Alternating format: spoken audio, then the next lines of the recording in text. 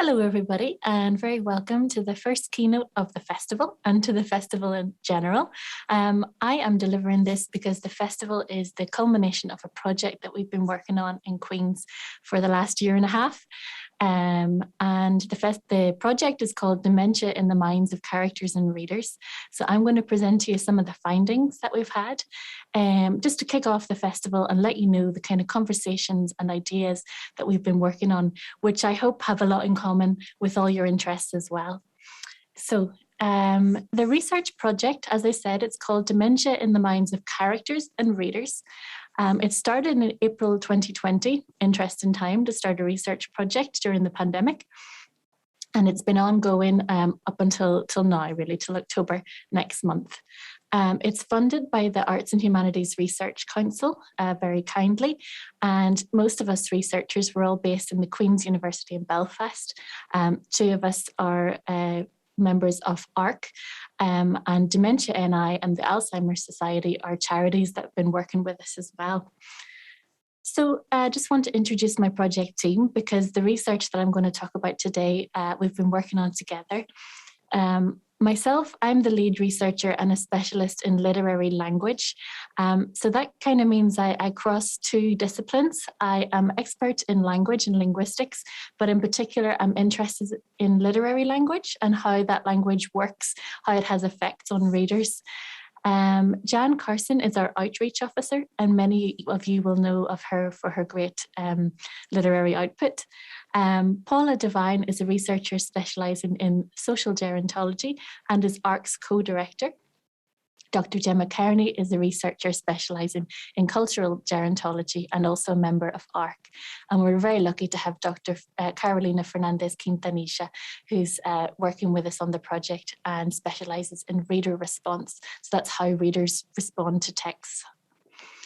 So that's the team. A little bit of information for the research context. So why bother doing a project like this? Many of you are very aware of this context, but just to remind those of you that might not be, because we have quite a mixed audience today. Dementia is on the rise. It's growing, and globally the numbers of people living with dementia will increase from 50 million in 2018 to 152 million in 2050, and that's a 204% increase. So as you can imagine, it's something that's going to affect us more and more. It's not going away, and we don't have a cure as yet. So the important thing is, well, at least for us in arts, humanities, and in who work in social work, it's important to understand what is it and how can we better deal with it. So that's what I'm pointing out on the other side of the screen here. There's a need for better understanding.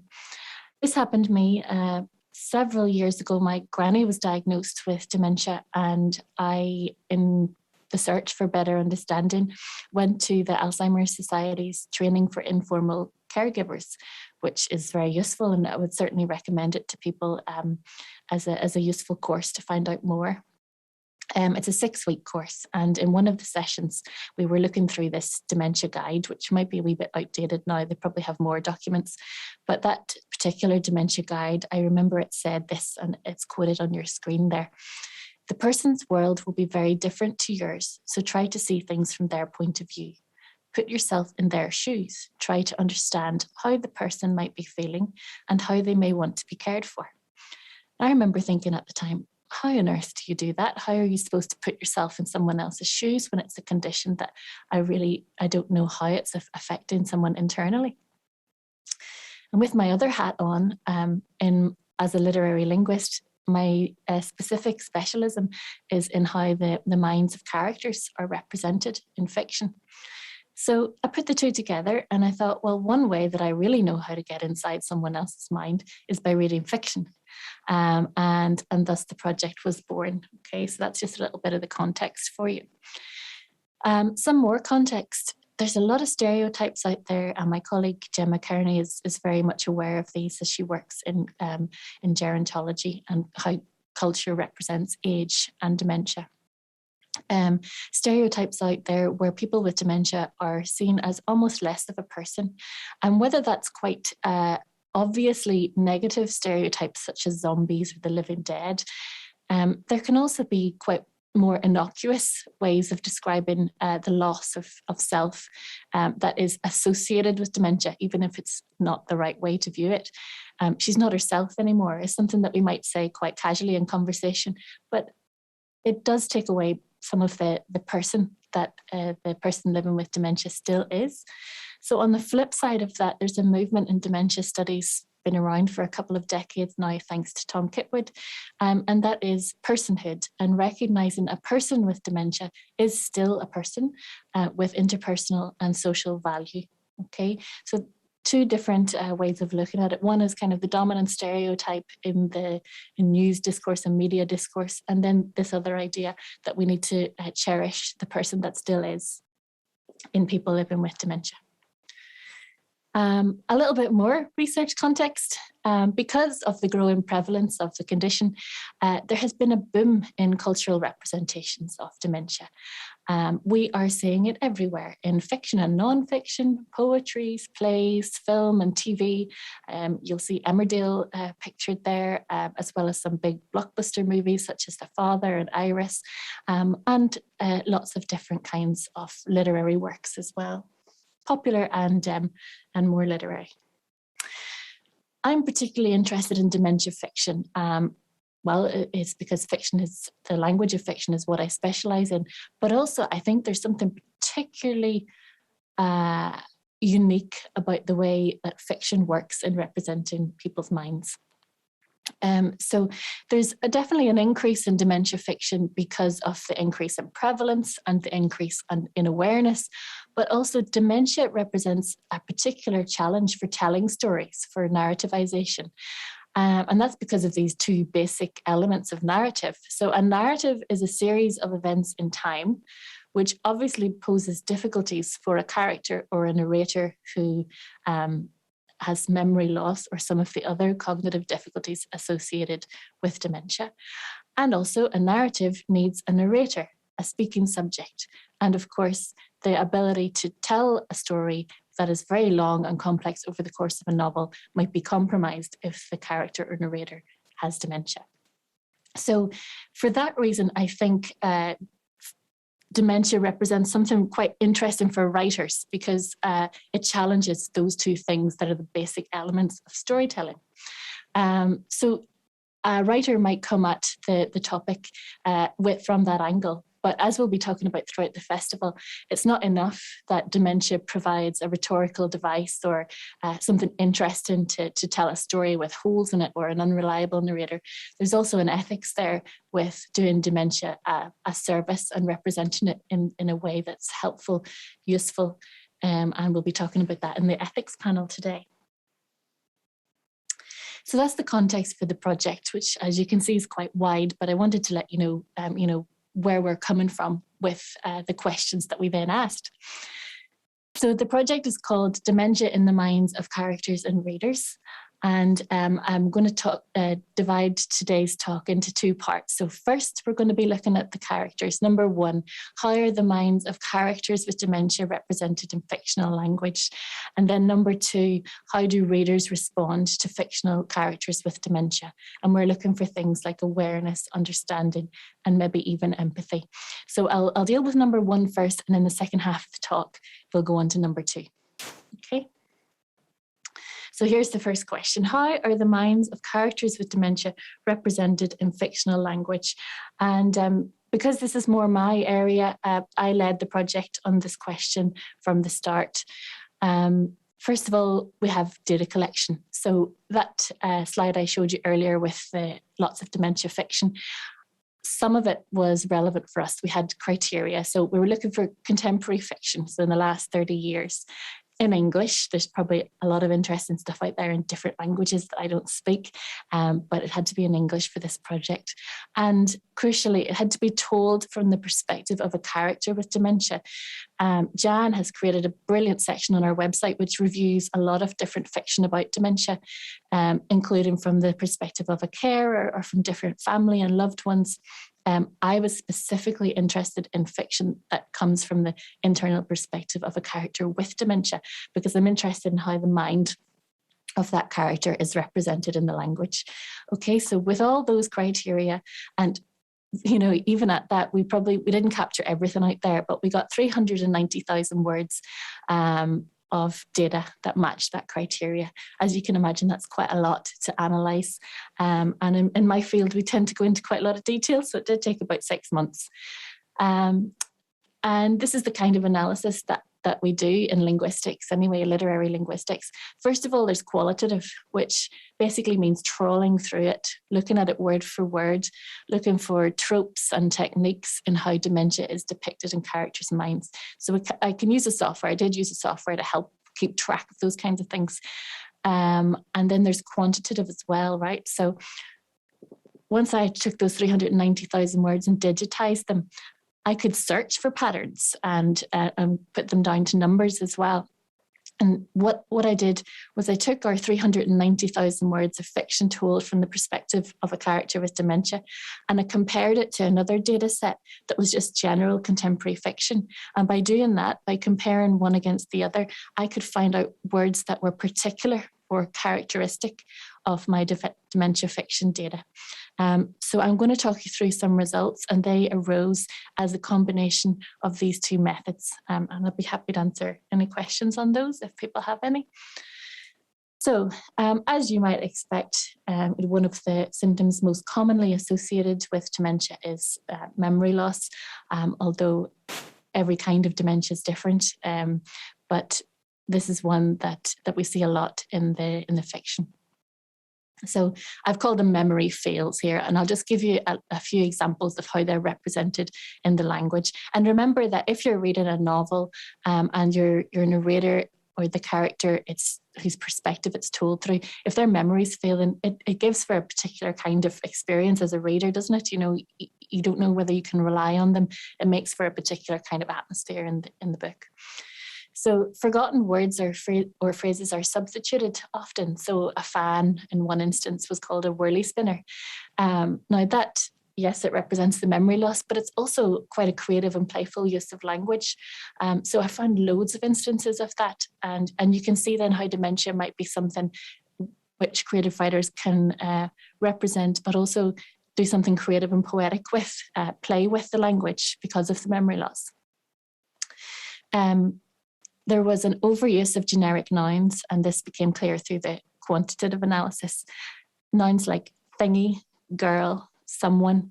So obviously, if the character or narrator is forgetting the names of the people around them or the names for objects, then those generic nouns would be more useful. An overuse of physical descriptions. So something haired, bald, and many other words to do with physical descriptions. Again, if the character can't remember the person's name, they would describe them physically as they see them in that moment. We also had a lot of marked, that means unusual, indefinite reference. So a narrator's wife was called a woman instead of the woman I'm married to, or indefinite reference means those kinds of words where you're not quite sure who the noun person is. And also the character would forget things that the reader wouldn't. So imagine that, you read something on a page and then 3 pages later, the characters forgot who that person was, a woman for his wife, but you remember. So there's quite a lot of that going on, which is to do with dramatic irony and creating an unreliable narrator. Now, all that said, I don't want to make it seem like dementia is something that is only about memory loss and that's the only way it's depicted in fiction, because actually there's loads of memory wins as well. And I would argue this is one of the really interesting things about what fiction can do. It can show you the rich long-term memories and the rich past life that complete the person, even if an interaction they're feeling with their memory. So what you can see, if you have access to a character or a narrator's mind in a novel or in a text, you can see a difference sometimes between the character's thoughts. What they're thinking might be very rich, detailed, long-term memory, lots of flashbacks into their former lives. And then in their speech, when they interact with other characters, they might not have that. So in a sense, when you get that in a novel, it's putting the personhood back in, because it's reminding you that even if on the outside someone is not necessarily very communicative, or they appear to be having difficulties, there might be a rich inner life in there. So that's one of my key arguments, that fiction is putting the personhood back in. What we also find is, and this was statistically significant in the data as well, the use of jargon or institutional register from a character's professional life. So many of the characters were doctors, there's a surgeon, and other very highbrow professional people. And then that when they were undergoing the symptoms, when experiencing the symptoms, they still managed to retain many of that jargon, technical professional jargon, and be able to use it in the text as well, which just showed the kind of person they had been and still were. Lots of use of cultural or biblical references, snippets from song and poem that they'd learned by rote in school, things like that. And that kind of interweaves the text with a lot more than just the way their voice is at that moment, but with a very rich kind of knowledge background that made up the person, the character. And of course, the use of formulaic expressions, which has been shown to be typical of in some kinds of dementia, where the formulaic expressions, I'll give you a typical Irish one, "Och, sure, you know yourself," might be used regularly in the speech of someone with dementia, because it's a kind of placeholder. It's something that you can say without having to think about it too much. And what it does is it really demonstrates a lot of interpersonal understanding, that you can still make your way in a conversation if you use these formulaic expressions and use them well. So their memory wins. I would say that fiction can show us how the mind is still working well, or can still be very rich. Other aspects of cognition. So in the data, we saw a lot of disorientation, slips in tense or in person reference, so using the wrong pronoun for someone, or maybe the wrong name. Changing tense might indicate that a character thinks they're in a different time frame. We also found there was overuse of likelihood words, such as maybe and supposed, and even definitely, which might seem like, you're quite sure of yourself if you're saying definitely more than usual. But if you say it too much, it's a bit like the lady doth protest too much. It indicates that there might be something to be unsure about. So that one was an interesting one. A lot of expressions of suspicion and illogical reasoning. So like the letter from the dentist arrived at the same time as the letter from the estate agents, and that makes sense because they're both beside each other on the high street. That kind of X doesn't equal Y reasoning was in some of the characters, not that many. And then also you have very rich sensory descriptions. So I mentioned earlier about how physical descriptions of people would be more prevalent in the data. It wasn't just people, it was noises and smells, and a lot of sensitivity to what was going on around them in their immediate environment. And those words were overused in the data. That means that they were particular to the dementia fiction data. That was noise, feel, smell, etc.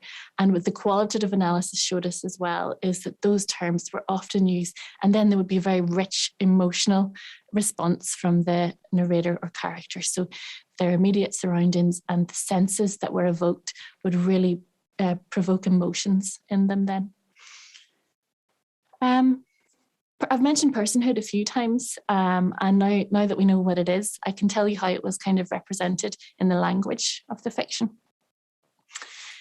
So sometimes there would be a change in the narrator's pronoun use over the novel. So as the character's symptoms would worsen, they might begin use with I, being an I narrator, and then there's one text that changes to you, and then the pronoun disappears altogether. So we don't get any subject narrating the story. It's just the room was full of people that, they don't appear in their own story anymore. So that's one kind of very experimental way of representing how personhood might be affected. Although I can see how that might be something that you might want to take issue with in the ethics panel. Is it okay to do that? And obviously that'll, something that we could talk about later. There was an overuse of body part words. So we've already said that physical descriptions were quite important, but basic things like hands, belly, faces, And this also went hand in hand with the use of a body part as somebody carrying out a verb, an action, instead of the person themselves. So like the old hands grasped, and this was narrated by a character who was watching her own hands grasp. So you've got a kind of a disconnect between the body of the person with dementia and how they are acting in the world, and almost the experiencing self. So that kind of body and self are different, which was interesting. Personhood was also represented as a failing in society, if you like, because the character with dementia was sometimes excluded from interactions. You could see family members and medics would have conversations amongst themselves, and the person with dementia would be excluded. But I think overall, and I mentioned this before, just the very fact that this kind of fiction represents characters' memories and thoughts, flashbacks into who they were, snippets of who they still are, all of that I think can work to strengthen personhood, which can only be a good thing. Okay. I can't see the chat, but I'm going to ask you this question. And if you can access the chat, have a wee think about it and stick it in there. Maybe someone in my ear can tell me what the general consensus is. When reading a book, have you ever felt like you are experiencing things just like the character does? Just answer yes or no, and I'll get someone to tell me what the general consensus is. So yes or no. When reading a book, have you ever felt like you're experiencing things just like the character does? I think the answers are still coming through, so I'll take a drink while we're waiting.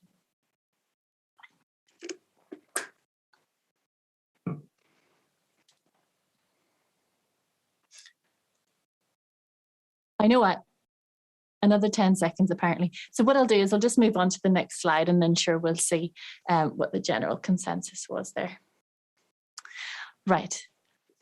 I am guessing, I'll put my guess out there before the answers come in, that a lot of you will say yes. Yeah, I'm getting in my ear lots of yeses, which is kind of what I was expecting. And I'm delighted to hear it because that's essentially my main argument today, is that fiction allows us to try on minds. And I'm going to take a wee bit of time out before I move on to question 2 now, take a wee bit of time out to give you 4 examples of how fiction helps you try on minds. And this is not just about dementia, right? It's about all kinds of minds, which is equally important. Number 1, it puts you in the shoes of a narrator. Number 2, it shows you a character's past and present at once, which is particularly interesting for dementia. Number 3, it blends the reader and the character viewpoint sometimes. And number 4, it can simulate a character's experience. And I'll give you loads of examples now. Okay, trick number 1. And the creative writers out there, you do this already. I'm just explaining what you already do. Number 1 is put you in the shoes of the narrator. And the easiest way to do that, I suppose, is a first-person narration. So what we've got here is first-person narration from Elizabeth is Missing, a popular novel about dementia, told from the point of view of Maud, who has dementia. In this scene, which I'm going to read now, Maud has just been visited by the doctor, a home visit, and her daughter Helen is in the room as well, and the doctor's getting ready to leave. He is already inserting the little plugs, the wire shells, back into his ears, while he talks on to Helen, and I wonder briefly what it is he listens to. I cup my hands over my own ears, straining to hear the sea-like music of my circulation, the singing of my blood. But hands don't work as well as shells. They don't create the right echo, or whatever it is. Helen comes back in after letting the doctor out and sits on the arm of my chair. You don't have to cover your ears, Mum, she says. He wasn't shouting. So as you can see, it's first person. So already we're inside the mind of Maud. What we've got are certain things that help us experience things the way that Maud does. You've got lists. I cup my hand over my own ears, straining to hear the singing of my blood, and lists like that are like almost listing what she's feeling in her head, the same order. you've got what I mentioned before, where there's a disconnect between what the other characters understand and what you understand about the narrator with dementia. So we have access to her mind, so we know why she's got her hands over her ears, but Helen doesn't, and we know there's a mismatch there. So as a reader, you've almost got a privileged position by being in the shoes of this narrator. There's something else going on in this passage, which we're going to talk about for the second trick. You can show characters past and present at once. Now, this might only be knowable by the people who have read the whole book, but Maud, when she was a child, used to collect shells. And of course, the games of small children with shells is to listen inside and hear the echo of the sea, or so we're told. So she often remembers that, and she sees shells where other people can't, so that's why she is imagining that the little plugs, the wire shells are indeed shells. So you can put in the chat what you think they are. In my view, I think they might be headphones. I'm guessing that's what it is. But the reason why she seems to be processing the world through this way, she doesn't have the word to describe what it is that she sees, and she uses her own knowledge from her own childhood and takes the example of a shell almost as a metaphor and interprets the world around her based on her past knowledge. And that's what I mean here by showing a character's past and present at once. And because we're privy to that as readers, we have a special kind of insight that you just don't get any other way. Trick number 3 is blending reader and character viewpoint. So this happens through free indirect style, which is a particular way of doing that. And it's usually in third person narration. So when the narrator is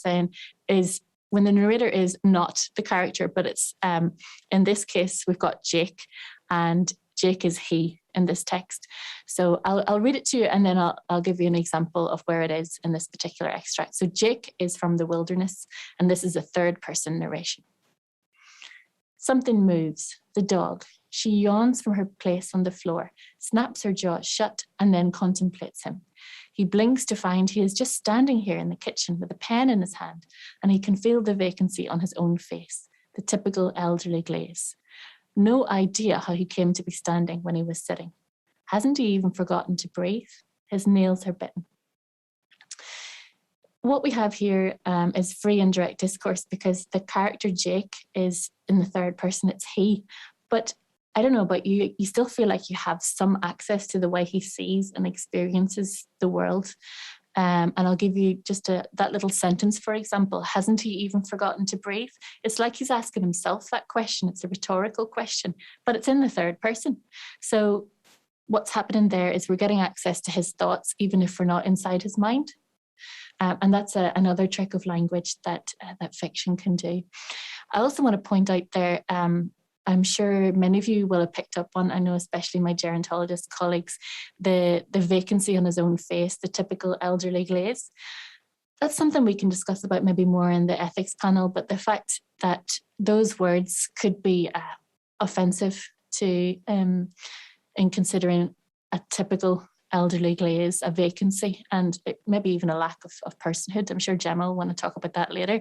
But because I've just told you about this kind of blended viewpoint, it's not quite clear whether we can attribute those words to the author, narrator, or to the character himself. Is he calling himself as having a typical elderly glaze? So, that's something that's up for debate when you've got this blended viewpoint. Whose words are they? So that's something I'll leave with you. You might want to pick up on that later. Trick number 4 is fiction can simulate a character's experience. And what I mean by that is that it can present it in such a way that it's not just telling you what happened, it lets you experience it in the same order or in the same manner. And that's another way of trying on a mind or putting you in the shoes of someone else. So there's a very simple little example in this paragraph, the same paragraph, and it's just the first 4 words. Something moves, the dog. And with that, the natural way to say that sentence would be the dog moves. But the author has organized it in such an order that we simulate Jake's experience. senses the movement, first of all. Then he identifies the source, the dog. So in that way, we're brought with him on his mental journey. And that's just a little small example, but, you know, much of the fiction that I looked at does that. So can you imagine, over the course of a text, the whole experience of dementia is simulated for you in a way that's can't be mimicked in any other form. Okay, so that's hopefully I've kind of answered question 1, and we're going to move on to question 2 now. So how do real readers respond to fictional characters with dementia? I hope you can see why we'd want to ask this question next, because I've just spent half an hour telling you about what this fiction can do, but you don't know the answer to that unless you ask real readers, because my opinion isn't really worth much unless I ask other people. So to that end, we held reading groups with 4 different groups, with students, social workers, the general public, carers, and people living with dementia. And I should point out at this point that the first 3 groups, we were interested in awareness and empathy and understanding towards the condition. But with people living with dementia, we felt it was important to include them in the study. But the purpose of the reading group was slightly different. We wanted to know if the fictional representations were realistic to them, and were they valid. Did they think they would be useful in promoting awareness to people around them? Those kinds of questions. So there's slightly different purpose to those reading groups. And here is how we organised them. So our team, we selected 12 extracts from the fiction. Remember, we had 390,000 words. There's no way we were going to ask people to read all of that. So we took 12 extracts that were pretty representative of what we have found in the first part of the analysis. Then we set up online reading groups thanks to the pandemic. Each one had 4 to 8 people in each of the 4 different groups. We held 6 weekly sessions with each group, led by a researcher.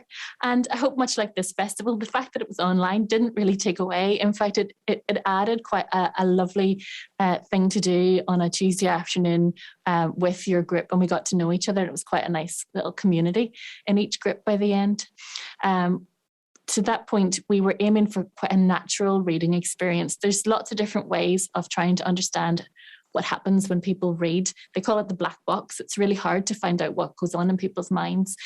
Some of them are more experimental, where you attach nodes to someone's brain and do neuroimaging.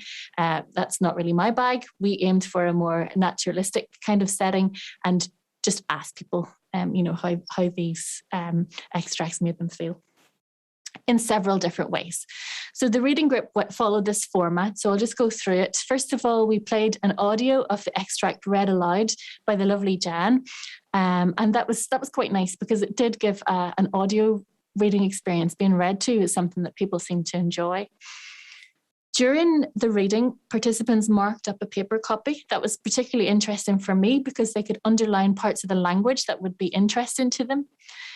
Later, we scanned those, and immediately after reading, participants completed a short online questionnaire. Then there was a group discussion for 15 or 20 minutes, and that process of the reading group was repeated for a second extract for all the groups except for those living with dementia, because it might have been just too much and too long for them. So they did the first extract only. And also, we asked participants to fill in a questionnaire prior to the study and the same questionnaire afterwards. And that was to gauge if there were any changes in them, if the reading groups had brought around any changes. So with all that research, we have a lot of data to get through.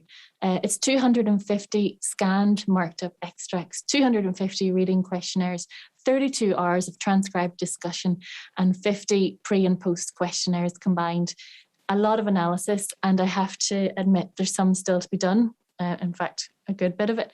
So the results I'm going to present to you today are preliminary. We've just got through some of that data so far. First of all, I'm going to talk to you about the emotions. Okay, so we deemed that emotions are pretty important when it comes to response, because whether you become more aware, or your behavior or your empathy is triggered, a lot of it's got to do with emotions. So there was some evidence that readers experienced stronger emotions when reading first-person narratives, but it wasn't statistically significant. Remember, we didn't have a massive data set. There was about 25 participants. Compared to female readers, male readers were more likely to report no emotions in an extract. But it's really interesting because they were also more likely to report very strong emotions. So their emotions were on either end of the scale, whereas it looks like the females were more moderate throughout, which is certainly gender bending. The carers reading group, the carers reading group, they also reported experiencing stronger emotions during the reading the extract, and that was statistically significant. So that's kind of to be expected. And sitting in that group, that's the impression I got as well, is just with having so much of their personal life influenced by the kind of things that we were reading, their emotions were a whole lot stronger. Empathy. So I'm just going to begin by saying that empathy is notoriously difficult to define and to measure, and there's different kinds. If you want to read any more, Suzanne Keane is really good on this subject. We asked participants without dementia the same set of questions before the study, before the reading group started, and then afterwards. And this was to gauge their what's called dispositional empathy, and that means that kind of your character. To what extent is empathy a part of you as a person? How are you predisposed to be empathetic? With that measure, I could say that there was no change. So we didn't make people more empathetic. Okay, I'm not entirely surprised with that. It was worth measuring just to see. But to understand empathy and all its complexities, we need to do a lot more analysis of the questionnaire and discussion data in the coming months. I'm going to show you some results here of the pre-test questions and the post-test questions. So for these statements, participants marked out of 5 how strong they agreed with them. So as you can see, just from the way the lines all go up, there was increases in all of these. An increase in, I understand what it might be like to live with dementia. An increase in, I can imagine what it might be like to experience dementia. And also participants reported an increase, I feel I know a lot about dementia.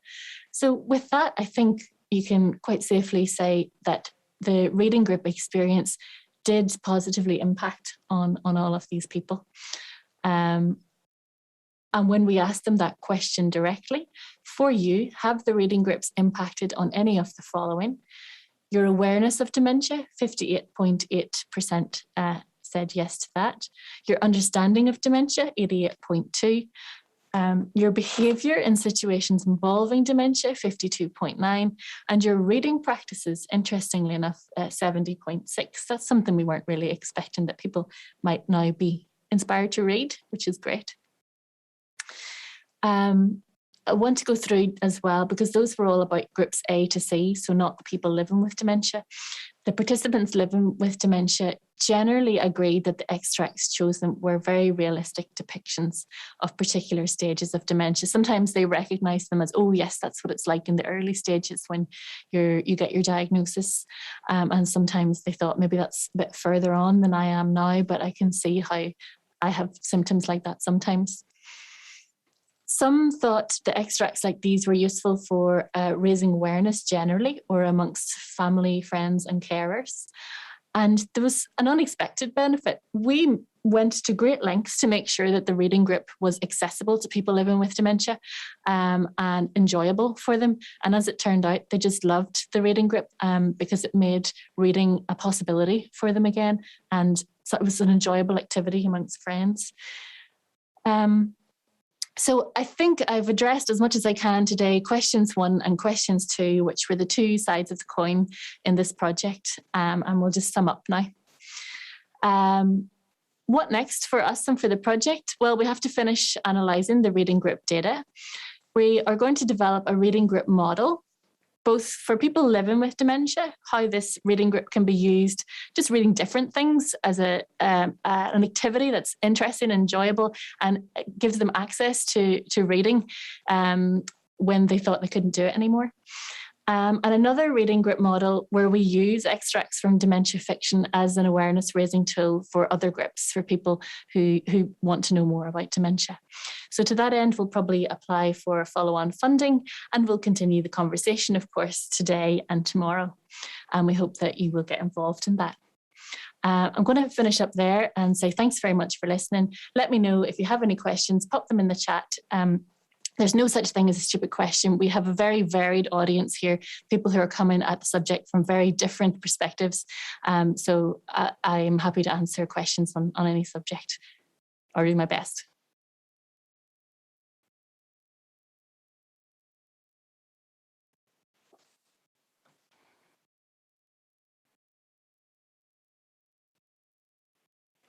Okay, I can see we've no questions yet, but that's fine. Take your time and pop them in the chat if you get the chance.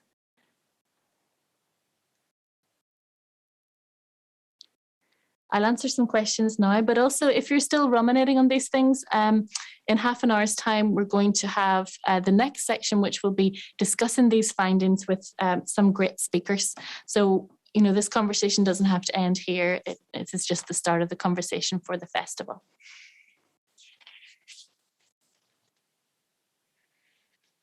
Okay.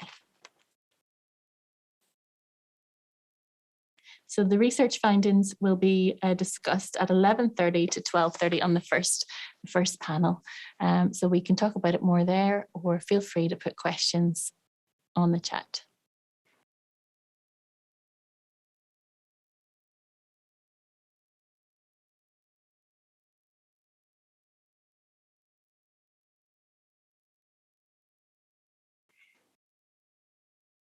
Okay, there might be a question there, but I think I can't see. Okay, I see we have a question from Paula. Do you think the reading groups and their impact would have been different face-to-face? It's a good question, and that was, of course, the original plan, to have them face-to-face. We did a pilot reading group face-to-face a few years ago, and it was lovely to be in the back room of a cafe with tea and buns. I think it would have been a lovely sense of community, but having them online also enabled us to open them up geographically. So we did also have people from England and from down south. So we had a much wider geographical spread thanks to going online. And we were a bit nervous about doing them online and people not feeling fully engaged, but we went to great lengths to make sure that would they felt like it was an event and included tea and sachets of tea and biscuits to try and do that. I think it also made it easier for us to gather data, the fact they were online, because it was all online questionnaires and things like that. So some things were easier. Yeah. There's a question from Barbara. If you could just scroll up there, please, Richard, I could see it. Could you mention fiction from the point of view of a carer? I have to say, Barbara, because in this particular study, I was looking at fiction only from the perspective of a character with dementia. So that's my expertise. If you go on our website, Jan, our lovely host today, she has reviewed loads of books about dementia from different perspectives. So, and there will be the carer's perspective on there. One of them is We Are Not Ourselves, which is a great read. I can't remember the author right now, but if you go onto our website, you'll find loads of reviews on there. One that I did analyse is by Eric Rill, called An Absent Mind. And that's interesting because each chapter is told from a different perspective of a person in the family. Obviously, I only analysed the ones from the perspective of the husband with dementia, but then his wife tells the next chapter, and the son and daughter tell different chapters. So that's quite a good one. You get the same story from different views. Stephen Fay, I thought the assessment of the authenticity of the narratives by the readers living with dementia was fascinating. Would the project consider exploring this further with a larger cohort? Absolutely, Stephen. I think it's really important to get the view of people living with dementia on whether the representations are fair, accurate, authentic. it can be tricky because we don't want to ask them to read a whole novel, say, but I think we found a good way of doing it with this project where we can use extracts formatted in a specific way and discuss them, and listening to them. The audio was really useful, I think. Also having a page in front, the time to read the extract beforehand, read it in the moment. So yeah, we came up with a format of really helping people living with dementia to read. So I would be happy to share that format if it's something you wanted to discuss further. Anne, Myrta, what was the most surprising outcome from the study? Oof. Well, I suppose it would be lovely to be able to say, yes, we made people more empathetic. And I'm not too surprised by that, but it is quite disappointing. But that's just the nature of research. If you're trying to measure and capture empathy, it would be lovely to have a nice, simple answer that, yes, we did it. We improved people's dispositional empathy, but we didn't. But that, that's the honest nature of research. From Joe Starkey. I experienced a friend suffering dementia at 52. Is dementia different for different age groups? Well, I don't have it. There will be people here who will be able to answer that better than me, but I would imagine that getting an early onset diagnosis is quite difficult when you still feel like you might have plenty of your working or professional life left.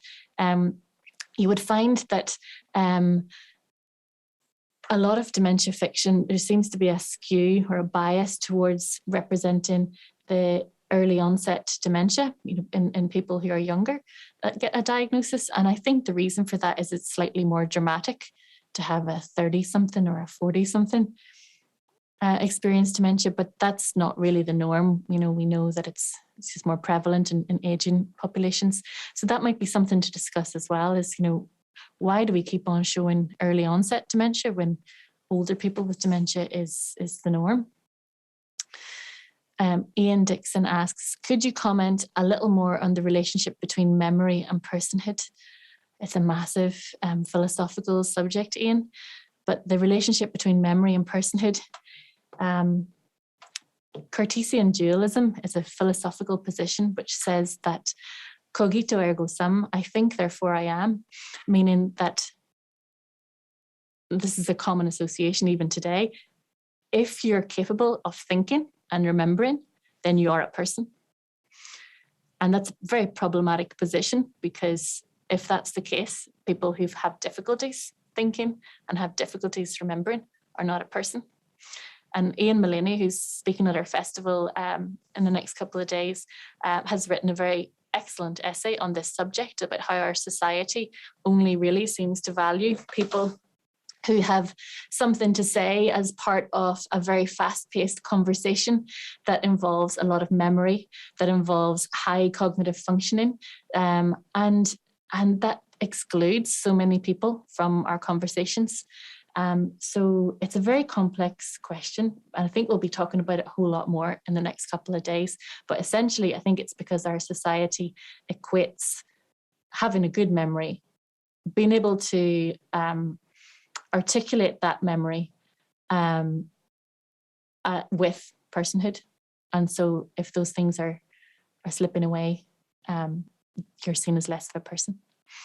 I think fiction has a lot to do with that. Comment, not question, from Stephen Fay. The earphone shells example also perhaps points to shared experiences and hence solidarity between people with and people without dementia.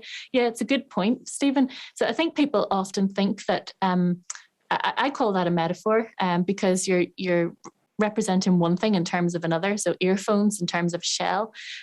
Metaphors are sometimes creative, in that they're really new and novel, and you've never really thought of it that way before. That's a kind of creative one. But as you point out, it's also quite conventional in the sense that a lot of us will have experience of trying that out as kids. So yes, in that's an interesting way that fiction can also play with knowledge, who knows what, sharing experiences, sharing memories. It can be creative with language, but in ways that we recognize, know, and can get in on. So that's a nice point.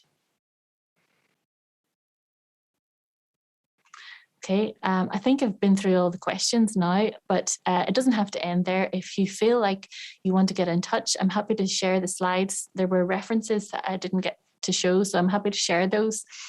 And my email address is j.lugea, Lugea, at qub.ac.uk. And I'm happy to answer any questions on today's content, but sure, we'll be talking about it again from 11:30 until 12:30. So I'll be back then for that. Thanks, folks.